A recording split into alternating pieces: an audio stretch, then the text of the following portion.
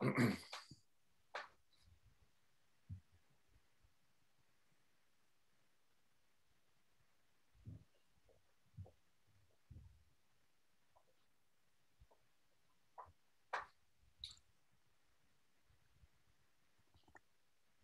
good afternoon and welcome to this version of TM's LeaderConnect.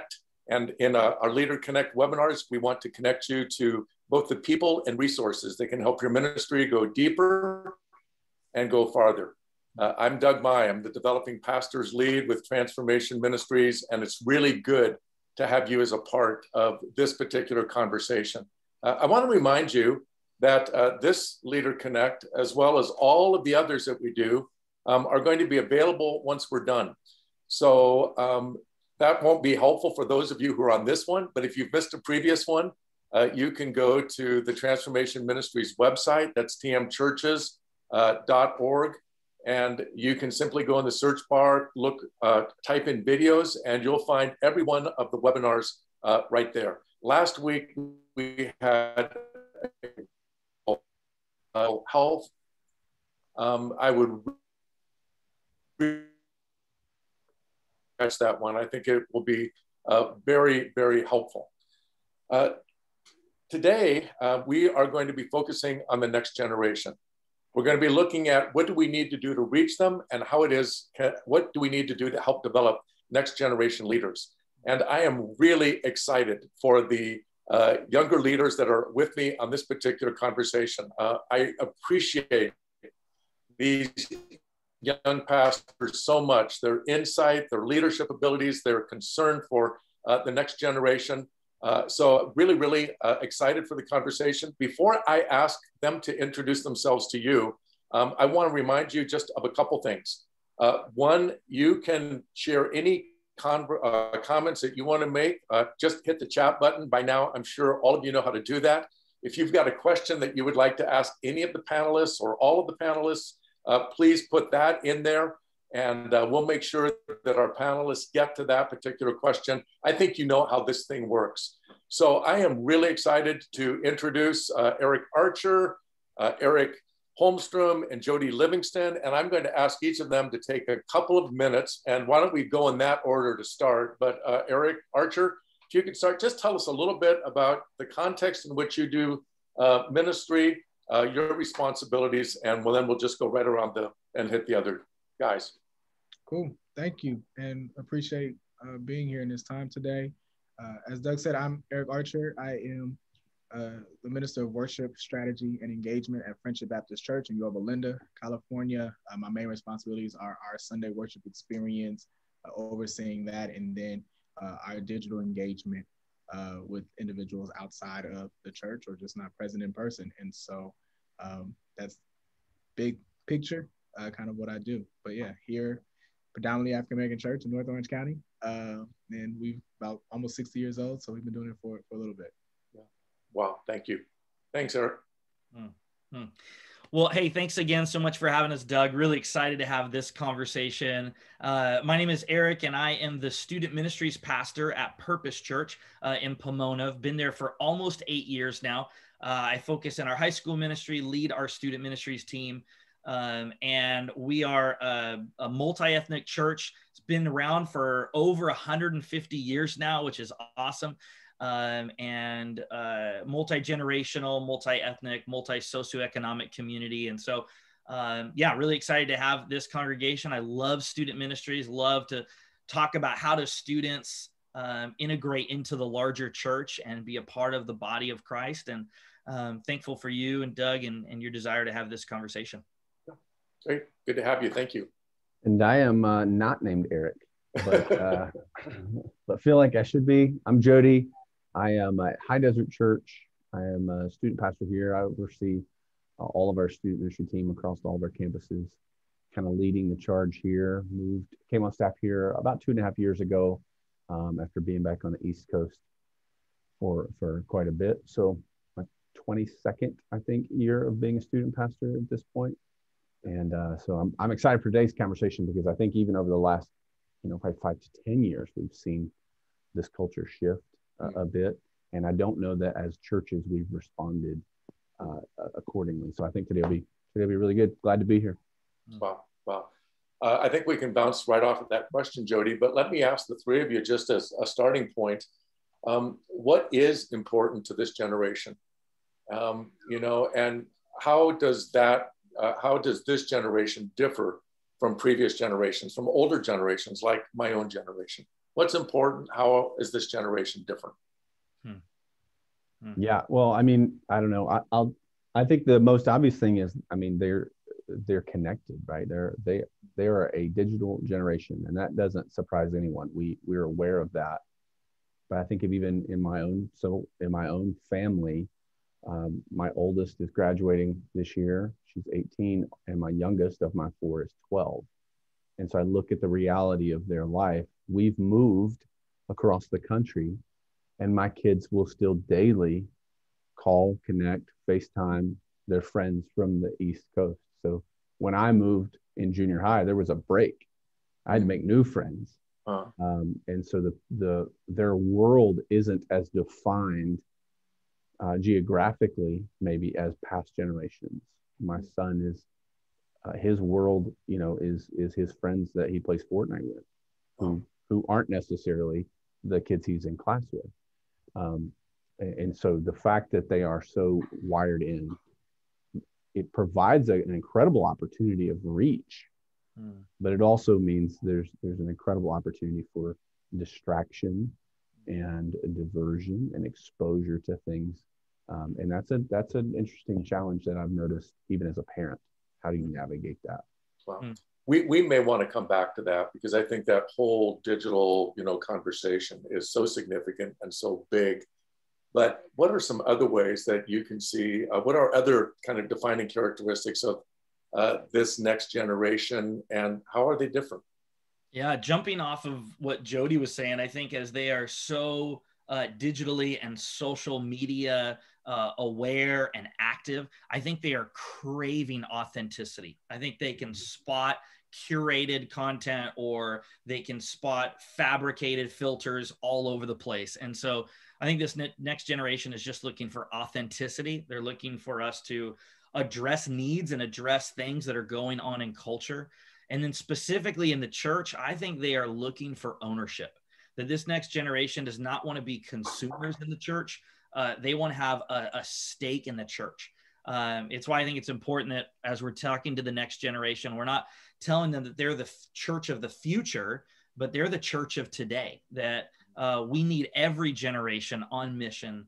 And so I think in any ways that our youth ministries and that our churches can empower students and young people, can give them ownership, can give them keys, that they're going to be more excited and more invested in what God's doing through the local church. Wow. Yeah, great start. Eric, Archer, anything you want to add to this?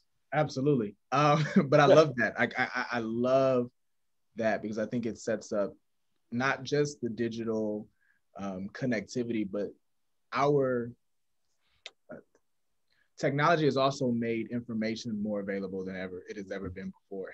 And I think, to Eric's point about authenticity, they're also looking for truth, because I think they're always trying to find out what is actually true, because we got bots and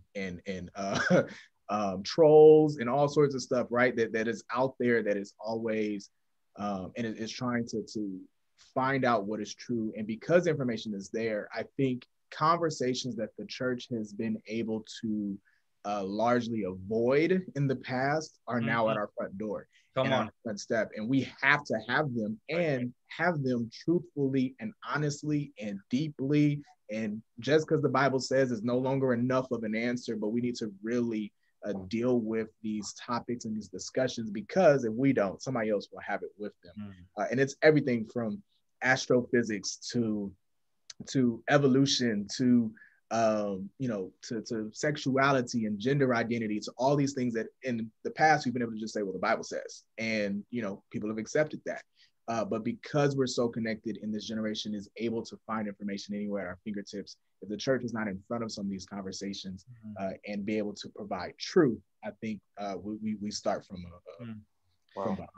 Yeah, keep it coming. This is such good stuff. Yeah. So the one thing I just wanted to add, Archer, you nailed it, dude. I totally agree with you. And so I think it's important that we all wake up to the reality that we're living in a post-Christian context.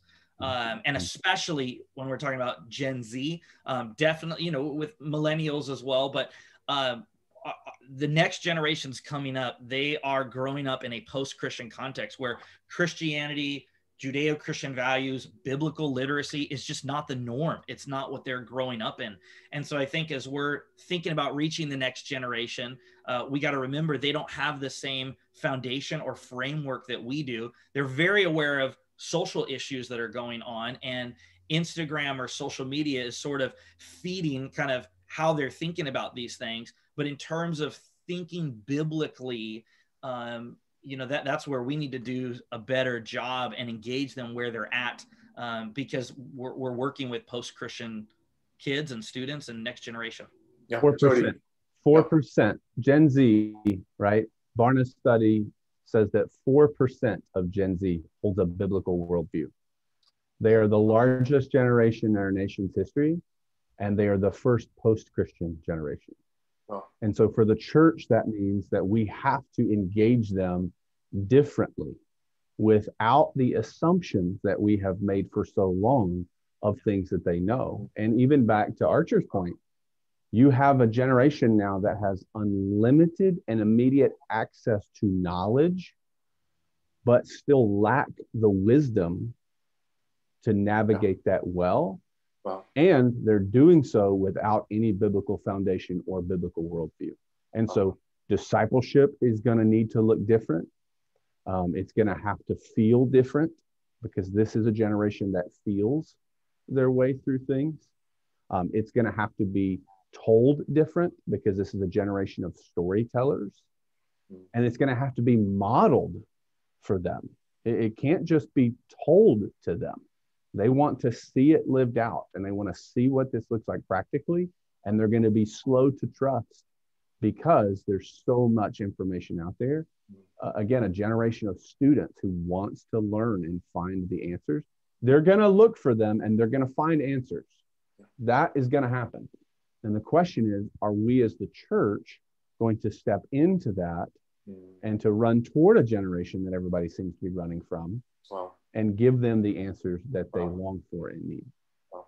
But that 4%, that 4% is like mind-blowing. Yeah, it is. It is. I mean, anything under 10% is hugely mind-blowing. But when you get down to something that's that small, I mean, it's scary. It's really scary. There's so much that, you know, is running through my own mind as I listen to your talk. Maybe one of the things that would be helpful, and we hadn't talked about this before, but let's just have a quick definition of when we talk about the next generation. You know, in my mind, we probably begin with millennials. You know, I know Gen Z was mentioned. How do we break down thinking about the next generation? And is there any kind of defining characteristic that separates the two or three or maybe four? I don't know how many are in the next generation anymore. I mean, they're probably coming along faster than they used to. Well, I think, Doug, that's part of the conversation right there, is that because culture is changing and technology is changing so rapidly, I think the generational gaps are, or the generational sort of lengths are shortening. So we're going to get more and more generations back to back with each other. I would say, you know, we need to remember millennials are, you know, they're working professionals right now. They're having kids. They're the ones that are trying to figure out if they want to send their kids into our kids ministries. It's our Gen Z that are our college students that are just coming out of college. And then the generation behind them, I've heard lots of different names for them. But I think they're just continually becoming more and more technologically native, right? It's just like so natural for them to grow up in a social media and a smartphone, smart TV, smart switches on your, you know, light switch. I mean, it's smart everything. And so I really think what Jody said, and Jody and Eric and I have had lots of conversations recently about this, that it's just not about information anymore. It's about wisdom, or I guess it's still about information, but we have to help them understand how to respond and how to live wisely when the options are unlimited and the information out there is unlimited. How do we help them live wisely? Okay. So thank you. That's really, really, really helpful.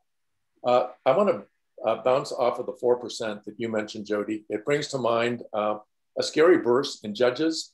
Judges 2:10 says, a generation grew up who neither knew the Lord or what he had done for Israel. So you have Joshua's generation that is walking with God. Then you have this generation that grows up that doesn't know the Lord, doesn't know what he's done.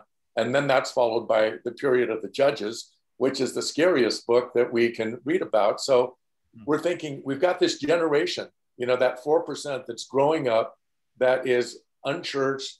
That's just where they're at.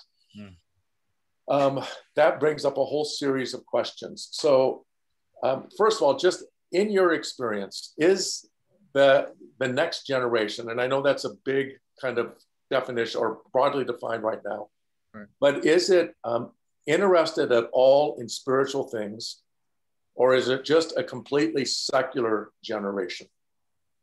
What do you think? What's your experience? Yeah, I mean, I could jump in and say they're absolutely seeking spiritual things. I think that just how it's defined for them is different. I think it's a lot more individualized today versus institutionalized, right? It's a lot more about what I believe and what makes sense to me and what feeds me and what, as far as and what I agree with. Let me kind of even put that, right? And so, even back to Jody's point about just some of the hurt that they see in this world. I mean, I even think that that's a whole nother thing, not just information, but today, tragedy is at our fingertips, right? That before, I mean, if something happened in India that was tragic and there was a shooting, I mean, you didn't find out about it till you read the morning paper, and that's if they told you, right? The next day. Whereas now, I mean, 2 seconds later, it's all over and it's trending and we know what's happening. And so they even see the world as more broken. And I think that we saw it kind of growing up in a lot of ways. And so they're often searching for answers to that, right? And so they're trying to find spiritually ways to justify the hurt that's in the world, ways to wrestle with that and come to terms with kind of what's taking place and how they can, in a sense, impact that and make it better and create change. But yeah, they're definitely seeking spiritual things. It's just, it might be in the stars instead of in God, okay, right? It might be in Zodiac instead of in God. It might be a combination of different religion principles. It might be in their yoga experience and their meditation, right? It might be in some of those things, but I do think this generation is absolutely seeking. Okay. Yeah. And I would say on top of that, I totally agree with what Archer said. They're absolutely interested in exploring, and I would even say they're hungry for it. I would say 2 comments. Number one, they're skeptical. They're skeptical of institutions. They're skeptical of the large, bigger thing because so much has been exposed, right? So many pastors, having an affair or, embezzling money, or, I mean, the skepticism is real deep for them. So I think they're skeptical of that. And they're maybe more prone to not go to a teacher, but to go to TikTok, right? To start that experience on TikTok or Instagram or a web page or some YouTube videos or whatever. Now, I still think they are hungry for authentic relationships. And so I think the more we prioritize in the church, not just kind of the big show, but authentic relationships that give space for young people to ask questions, to wrestle, to explore. I think they are hungry for those because there's the relational component, but I don't think we can underestimate that for many of them, their first sort of dive into how they're going to explore spirituality is the friends that they have, and then the social media or web pages, which begs the question, how are we as a church, using TikTok or Instagram or Facebook or our web page or whatever to meet people where they're at, provide answers, encouragement, truth, and invite them into a relationship with Jesus and a relationship with our local church. So you mentioned Talkie Talk. What was that first one you mentioned? Yeah. I do know what TikTok is. I just don't know it. I wasn't going to put it past. I would say this though, like, I just want to follow, because I agree with what Eric Holmstrom was saying, but I would also just encourage you with this. Like, you don't have to be amazing at all of those things to reach this generation. Like, if you hear anything that we're saying, hear that we're saying they crave someone who authentically cares for them, who sees them where they are in their mess, in their struggles, in their doubts, and gives them the space to express that and be patient to wade through that. Don't feel like you have to run out and jump on TikTok and learn all the things about TikTok. Or, I mean, it's helpful. It's helpful. But as much as things have changed, so many things in terms of what it looks like to reach someone is still the same. People are still reached largely through people they know. And so empowering students to reach students is always going to be an effective means in terms of reaching a generation. But that means that we have to raise up loving, caring, patient adults who are willing to wade into the deep end with these students and then model and mentor them toward what it looks like in terms of living a life of faithfulness. Because I think sometimes we get obsessed with the tools, and the tools are important, but in the end, the gospel is a story, right? The gospel is communicated. It is a decision that is made through a confrontational moment where you recognize, I need to die to myself and live for him. And, you know, that can happen on a TikTok video. Sure, it can. But don't feel like, I would just say, like, especially depending on the context you're in, sometimes you feel like this overwhelming pressure, like, oh, I'm not tech savvy. I'll never be able to do it. And some of the best volunteers and youth pastors I know aren't tech savvy. They just love students well. Yeah. One thing we tell our leaders all the time, and it's kind of become a mantra for us in our ministry, is relationships are the vehicle for discipleship. That's how we disciple the next generation is through all generations, is through relationships. And I think about, you know, is this next generation hungry for something real? Absolutely. Are they hungry to be a part of something bigger than themselves? Absolutely. And there's nothing more real than the incarnation, than God becoming one of us, showing us how to live, dying for us, rising from the dead, and then giving us the mission, right? Giving us the mission of going and reaching people. And so I think the gospel continues and will still always have the power to reach the next generation. And we use those tools, like Jody was saying, we use those tools to connect and to provide some answers and thoughts, and then invite them into relationships, because that's where discipleship happens. You know, as you're all talking there, my own mind is racing at this point. But one of the things that I hear you saying is that it's not necessarily going to be a fast process to reach this generation, because they have walls that are built up and they have a lot of questions that need to be answered. But if you are willing to invest long-term in them, they, like all of us, are made in the image of God. They have a longing to be known by their creator and to live their lives in relationship with him. They just don't know that yet, you know, and we want to help them see that and make sure that what we do in the church doesn't get in the way of keeping some of the things happening that need to, you know, really, really happen. What does the church need to do, you know, to do ministry effectively with this generation? You've already hinted at a lot of it, but what are some things that we need to do? Yeah, I'd love to. This might hurt, to be honest. But I also think we need to repent, man. And I say that because I think one of the other things that we struggle with as a church, and I'm speaking from personal experience. I'm not talking about Jody. I'm not talking about Eric. I'm not talking about Doug. I'm not talking about anybody here. I'm saying for me, is I think I also need to be willing to let the relationship I have with this generation challenge me to be different too, right? It can't all be me pouring in and just believing that I just always know better, right?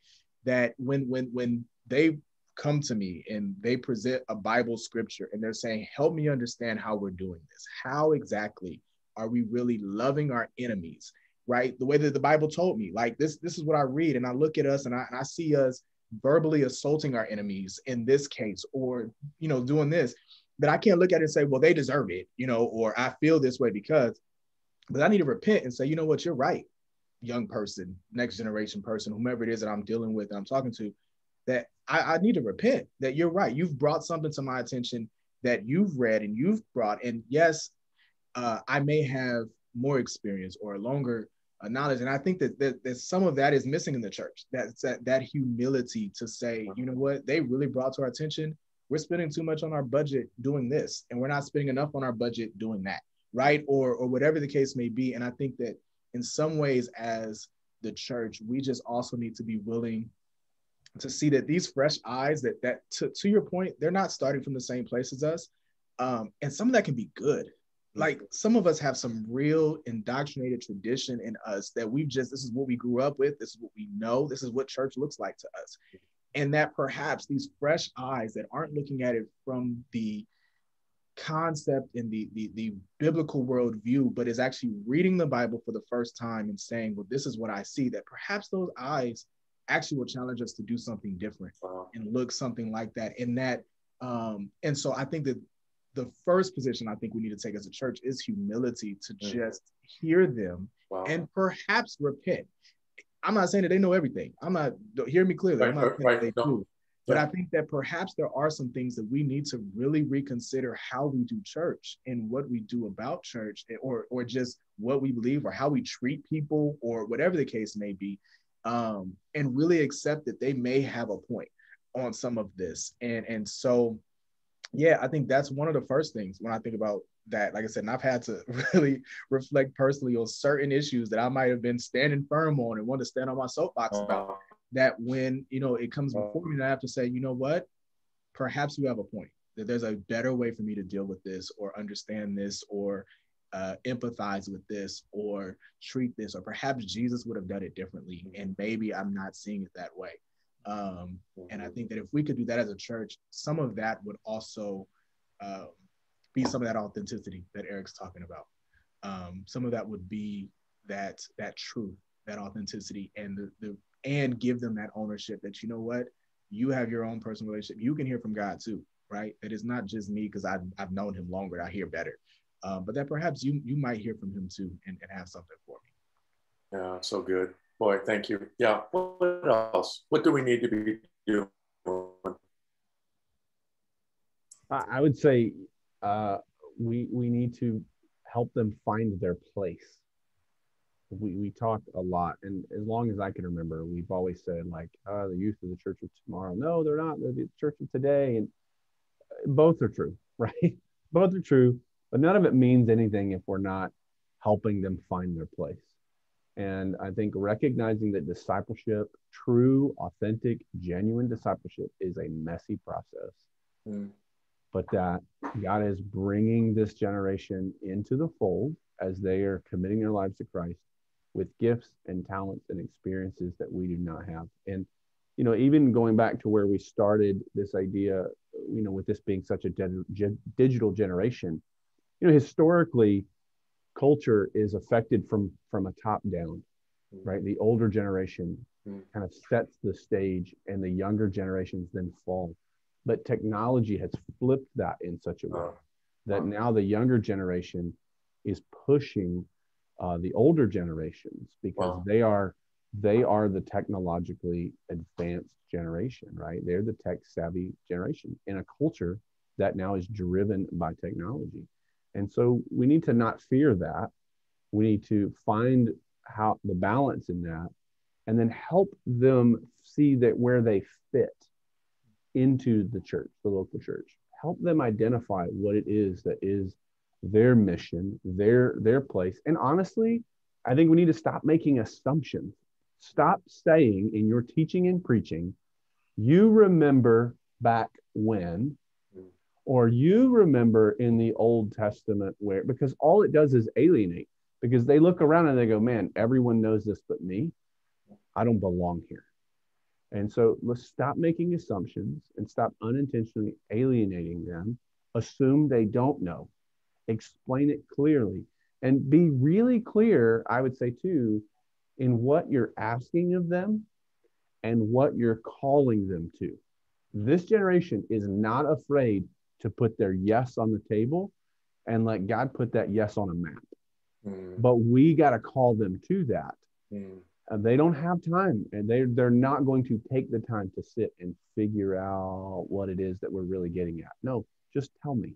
Do it lovingly, but do it clearly, and call me to something like Eric said earlier, call me to something bigger than myself. And I don't know that the church has done a great job of that over the last 10 to 15 to 20 years. I feel like Jody and Archer just did a really great 30,000 foot sort of vision casting.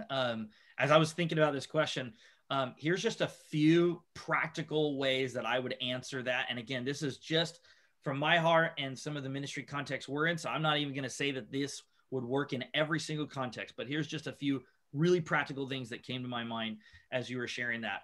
Because I have nothing else to add in terms of the overall vision, and Jody and Eric did a phenomenal job with that.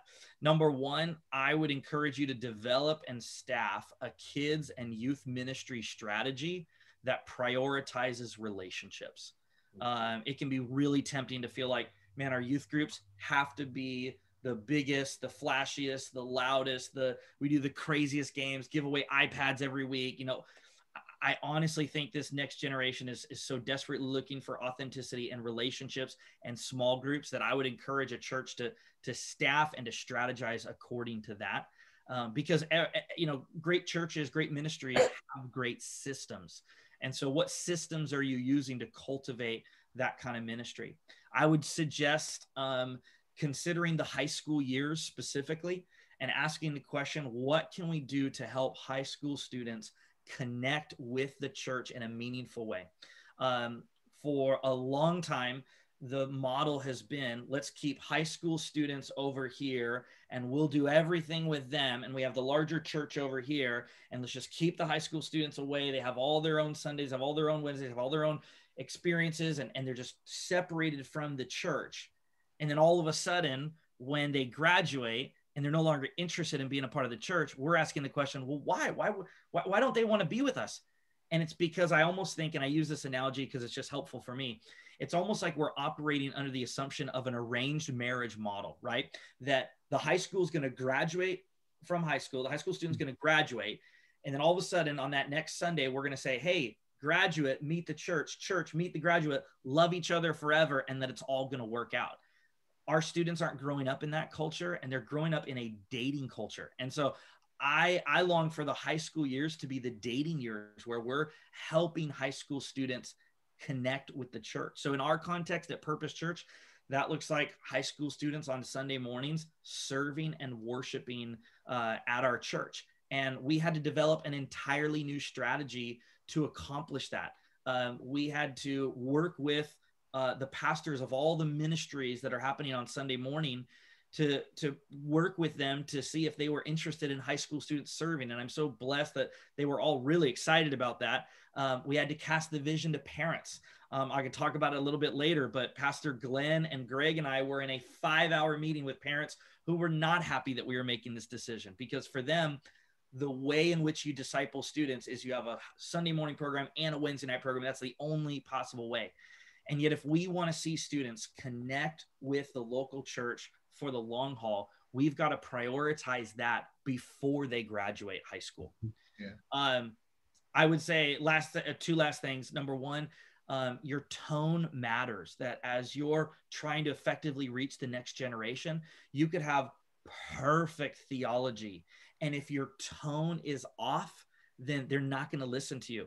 And it can be tempting to hear that and to go, oh, that's just progressive thinking. No, that's Paul in 1 Corinthians 13, right? He says you could have all the knowledge in the world, but if you don't have love, you're like a clanging cymbal. And so I think the way in which we talk about people, about issues, about topics, they're picking up on that. I just finished reading Dr. Preston Sprinkle's book, Embodied. It's about transgender, the church, and what the Bible has to say. Yeah. And he talks at length about how significant it is to remember that when we're talking about LGBTQ, when we're talking about transgender, when we're talking about racial reconciliation, when we're talking about any of these issues, that there are people behind these topics. There are people, and that the next generation can pick up on when we are just looking at data, when we are just dissecting a topic and a point, and neglecting and forgetting the people that sit behind those topics. They're not interested in what we have to say. And so it goes back to what the theme of this conversation has been, the significance of relationships, but the way you talk about people matters. And then lastly, I would just say, empower young leaders by coaching them and mentoring them. So don't just give them the keys and say, hey, do whatever you want to do. Give them some authority, trust them, but walk alongside them through mentoring and coaching. That's what every young leader wants right now, is they want a mentor. And they're convinced, I was going to talk about this a little bit later, but they're convinced that their senior pastor or their direct supervisor, whatever, is just way too busy for them. Best gift you can give a young leader is mentoring and coaching and investing in them. Yeah, I would just follow that and say we've made the shift, and we've already, Eric, you and I have talked about this. We moved all of our student programming off of the weekend to only midweek. And so for us on our Sunday mornings, we have students serving and attending with their families. And that's our encouragement to them, is attend one, serve one.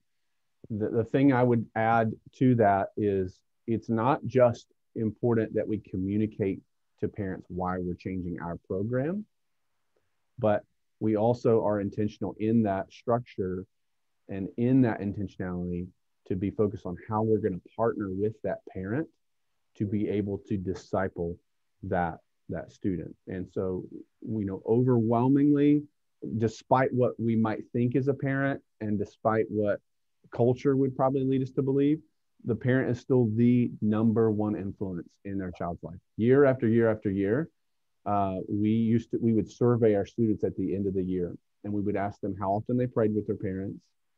Would they want to pray less, the same, or more? How often did they read the Bible with their parents? Did they want to read the Bible less, the same, or more? If their parents gave them advice, how likely would they be to follow that advice? And then what is one thing they wish their parents knew about them or would do? Overwhelmingly, I'm talking over a period of 15 years in multiple churches, every student wants to read the Bible with their parents. They want to pray with their parents. They would take their parents' advice if they gave it to them. And I wouldn't even take some of their parents' advice, right? And the one thing that they wanted from their parents was they wanted their parents to listen. And listen, that's true for us as well. When you're talking about, they want to be, we spend a lot of time talking at students, but not a lot of time talking with students or to students. We just talk at them a lot. And so we need to see this partnership in such a way that we're not just providing opportunities for parents and families to worship together, but how are we empowering and equipping those parents to model that faith? And then surrounding them with people who will support that parent. There was a study, I can't remember where it was or who it came from, but it was several years ago now, when we started really focusing on why are all these students leaving the church when they graduate. And there was a seminary professor who polled his students in his class because they clearly had stayed in the faith after graduating. And he was trying to find, rather than why everyone was leaving, he was trying to figure out why they were staying. Right. And what he found was, if 7 adults were to invest in the life of a student, there was almost 100% chance that they would stay. 7. Now that's including parents, grandparents, coaches, neighbors, youth pastors, senior pastors, small group leader, but 7, like that's doable. It doesn't matter the size of our churches. If you put 7 people who love Jesus around a student and you tell me that that's a magic number, and then we're going to position parents in a way that they can model that faith. And then as the church, we're going to listen and we're going to come alongside and steer them and point them towards Jesus through the mess. Man, we could do that. Like, we can do that. It's messier. It takes longer, like you said, Doug, than throwing budget money and staff and events and prizes and giveaways. But for the long haul of that student's life, that sets them up to win. Because long after I'm their student pastor, their parent is going to be their parent. And Jody, I love what you said, Jody. And want to just double down on. I think it's more important now than ever before that we're partnering with parents, because they're also growing up in a post-Christian they're parenting in a post-Christian context. Some of them don't feel resourced, aren't totally confident with, how would I even pray with my kids? How would I even have a spiritual conversation with my kids? What would that look like? And so there's an incredible opportunity for parents and students to be growing in their faith together. And the church can't assume any longer that parents just understand how to do that. And instead of, guilting parents for not knowing how to do that, we need to come alongside them and resource them. Yeah. Hey, boy, we could just keep going and going. Really, really good stuff. We did have a question come in, and I just would like to give you a moment to speak to it. How do you help your senior pastor speak intentionally to the students while they're in the service? Do you have a role in crafting the sermon? Do you have any way of feeding in to just say, hey, remember that this group is here, and here's where they're coming from with this issue or something? Yeah, that's a great question. I'll jump off of it. There was a season at Purpose Church where we were having preaching meetings every week that we were kind of discussing the sermon that was coming up. I think with COVID and all that threw things out of whack, but that's something we're going to be getting back to. And those were great, intentional weekly meetings to just hear, okay, this is where we're kind of going. 2 weeks from now, here's where we're going. Oh, here's some things that students are talking about. Here's some illustrations. Here's what's popular with them.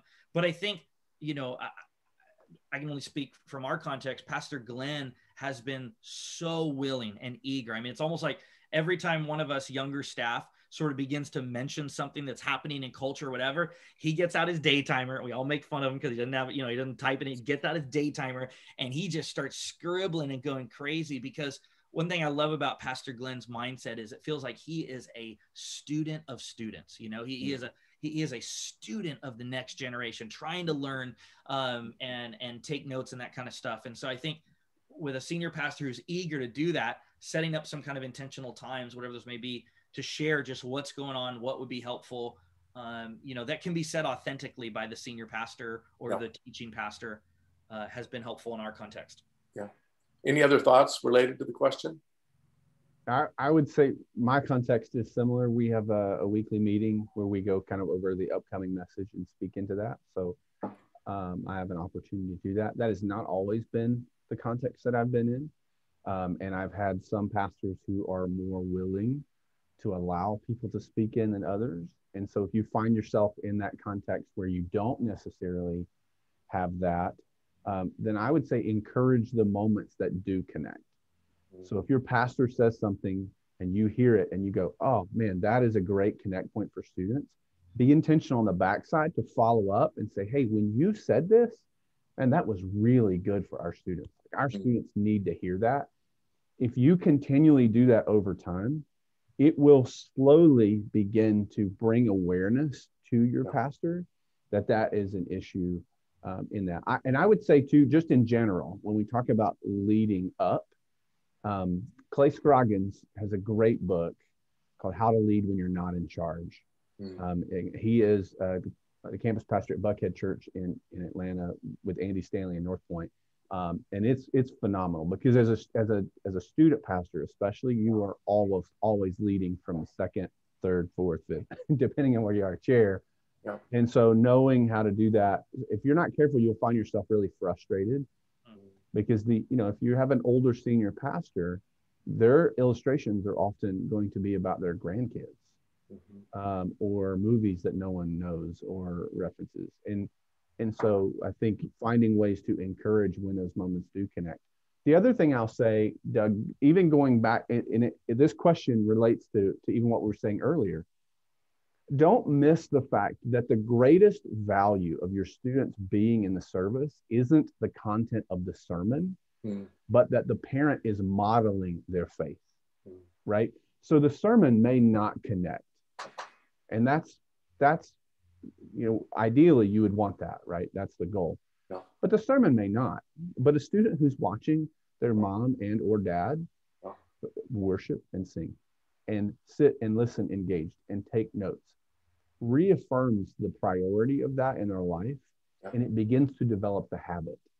that they will carry until it does connect. So I would say find ways to encourage the positives when they come, and then recognize that at the end of the day, the sermon is just one piece of the greater puzzle that we're trying to do as we encourage them. Yeah.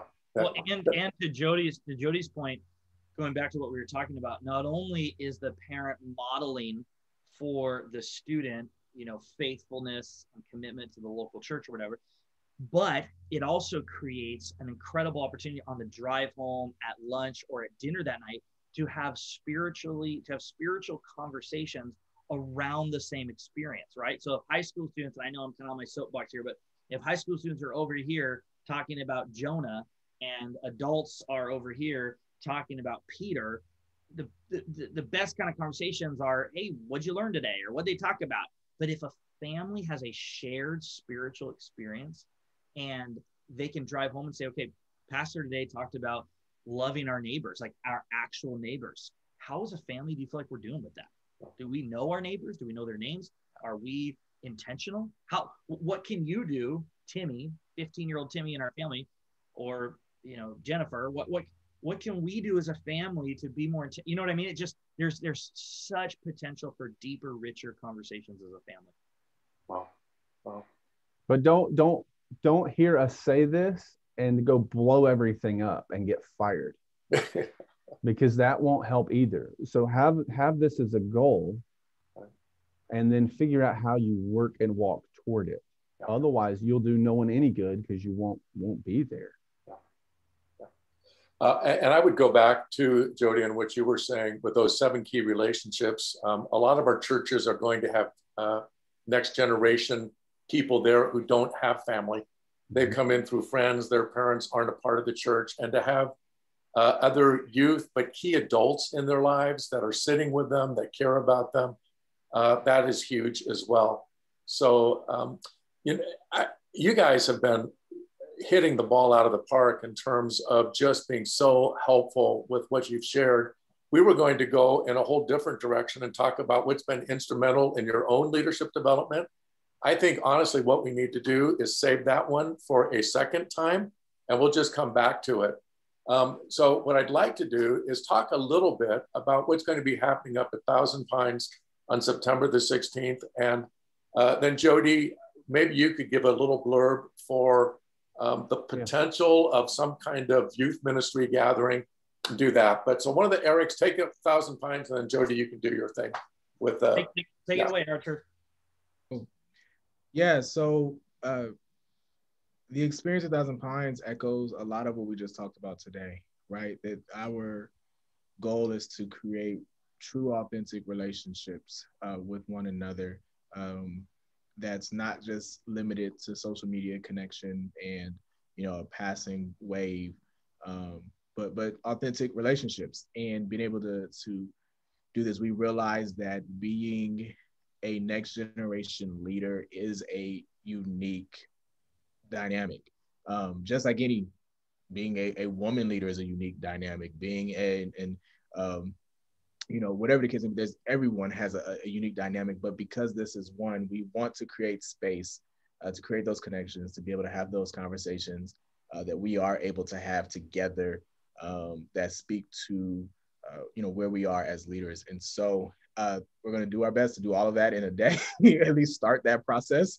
We won't be able to create a Kumbaya family in a day, but we do plan to come together and really start that process. Oh, come on, man. Yes, you can.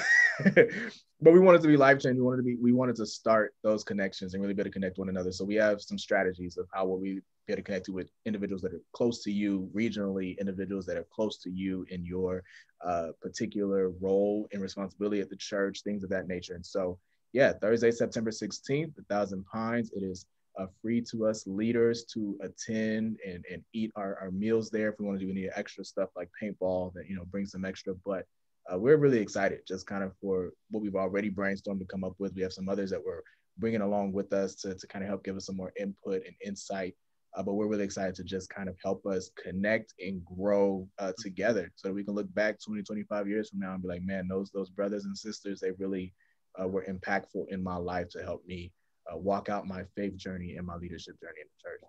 Yeah. And I think if I could just talk transparently, I think Jody and Eric and I have kind of observed how the older generation in TM has had this really tight, strong connection.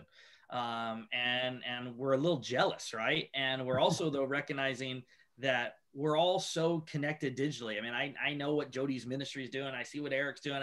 But in terms of actually like doing life with each other, and Eric and Jody and I have stepped into each other's lives and are encouraging each other and are connecting at a deeper level than just kind of following each other from a distance. And we just want Gen Z and millennial leaders in TM to have that opportunity to connect. And so if you're a pastor of a church and you have some Gen Z or millennial leaders, or you're a millennial or Gen Z leader, man, I just would love to see you there. We just want to encourage you to prioritize this day. It's going to be such an important day for all of us. And as you can see in the chat section, you can look on the TM website. You can look on the TM Facebook page, the TM Transformation Ministries Leaders page. We're going to have more information about how you can register for that event. So we are hoping that we have lots of younger leaders that are there building those connections, having a blast, learning together, and just being supportive in terms of what God wants to do in the days ahead. Jody, I'm excited, but I know we've had a little bit of traction, a little traction problems with what you're trying to do, but maybe there's going to be some people on this Zoom call that, hey, I need to be a part of that. So tell us a little bit about what you hope might happen, and go from there. Yeah, can I throw out a resource really quick, Doug? Absolutely. So Dr. Tim Mcknight is a professor at Anderson University in South Carolina. Just released a book called Engaging Gen Z. It's a really easy read, pretty quick read. I would highly recommend that based on our conversation, especially the direction our conversation went, for folks who wanted to look and learn more of that. So Engaging Gen Z by Dr. Tim Mcknight. Thank you. Yeah. So we are working on, TM does such a great job of coming alongside and mentoring so many different pastors in different roles.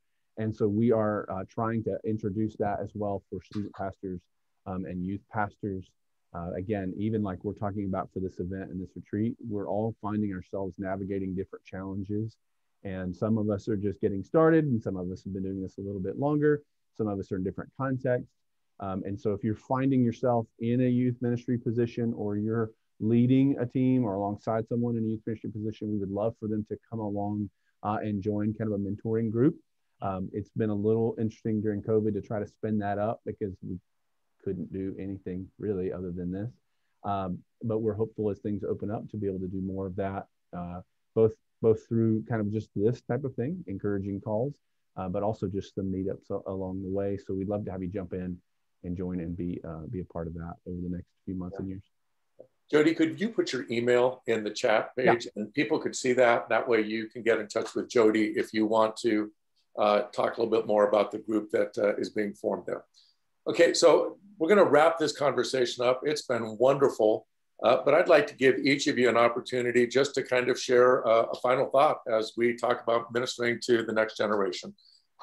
One of the Erics, lead off for us. Okay. Take it away, Archer. Yeah, I think final thought is I just want to emphasize one of the words Jody used, which is just patience. It took time to get to where we are, right? In this generation, it's going to take time to improve too. It's going to take time to cultivate these relationships, to grow into what it is. The 4% that Jody mentioned who didn't happen overnight. Everybody didn't just wake up and say, hey, I don't believe anymore. It happened over time, and so it's going to take time. But persevere. Keep pushing, keep trying, even if, as Paul says, even if you just plant the seed and another one waters, ultimately God will bring the growth. And so I just want to encourage whoever's listening, wherever you are in your journey, whether it's as a parent, whether it's as a leader, whether you are a next generation leader yourself, that wherever you are, realize it will take time. And as long as God has us here, we should be working towards it, right? As long as we're on this side of heaven, keep trying, keep pushing, keep working. And like I said, know it takes time. That doesn't mean don't have a sense of urgency. There's urgency, but be patient. Patient urgency. Yeah. Yeah. I love it. But it works. Yeah. Great. Thank you. Yeah. Good. Go ahead, Eric. For me, one of my life ministry mottos and Bible verses is 1 Thessalonians 2:8, where Paul says, because we loved you so much, we were delighted to share the gospel of God and our lives as well. Just to remember, that's literally what we're about. That's the sweet spot of the church, is that we have a gospel message to share. And when we package that with life on life and we're sharing our lives, something really special and incredible happens. And I just want to specifically encourage and challenge the next generation leaders that are watching right now, that in order to make it, in order to thrive, you're going to need fire and you need follow through. You got to have some fire and some passion about what you're doing, and an excitement to reach the next generation. It is more important than ever. I mean, when I hear Jody's stats, 4%, that does not tell me, man, we need to go on autopilot. That tells me, holy cow, we got to ramp this thing up. We got to have fire and passion about reaching the next generation, but we got to have follow through. We have to have systems. We have to have meaningful conversations around how do we reach the next generation in a way that transforms their lives, not just while they're in our churches for a few years, before they go to college, but how do we really make a course correct and encourage and invite more young people into the church and into a relationship with Jesus. So all of you young leaders, have that fire and then have that follow through. Be committed, run the race marked out for you. Yeah. Thank you. Yeah. You brought Bible and alliteration. I mean, that is next level. That is next level. Here, I would say this is what I would always tell folks. I think it's easy to hear the 4% and be discouraged. It's easy to see what's happening and see the brokenness and be discouraged. We know, we all are aware. We don't even have to say it. We've spent more money, more time, more resources, more staff to try to reach the coming generation over the last 20 years. And clearly it hasn't worked like we thought, right? That doesn't mean we need to throw out everything, but it does mean we need to change our approach. And that's okay. We can do that. We've gotten really good at that over the last year of changing our approach to ministry. If there was ever a time that we are primed to change how we do ministry, it's coming out of the last year that we've done. And don't feel like you have to do everything, but do something, right? Start where you are, meet them where they are, and then walk together where you want to be, both with parents and with students. I think I would remind us all that there has never been a great movement of God in the history of the world that didn't begin with this age group that we're talking about. And if it's going to happen again, it's going to happen in this age bracket. And I'm telling you, this is a generation that wants to make a difference. And if we can get the gospel in front of them and allow God to change their heart and their life and point them towards a mission that will matter for all of eternity, man, I am so encouraged and hopeful of what God is going to do. And I am more excited than ever to run at students. And I just think the potential for this generation and the opportunity, and I am trusting and believing that God is going to raise up students who could absolutely change the world and change their world for the gospel. So don't give up. Eric Archer, Eric Holmstrom, Jody Livingston, thank you so much. I'll tell you, this conversation makes me want to get back into NextGen Ministry. It's really stimulating, really encouraging. And if I could summarize what I heard you saying is God is bigger than the 4%. So let's believe that, and let's press on patiently, but with that kind of fire. So thank you so much for this conversation. Just a reminder, next week, we're going to be talking about reaching lost people, and really excited about the pastors that are going to be sharing at that point. So hope to see you then. Thanks for tuning in today. God bless you.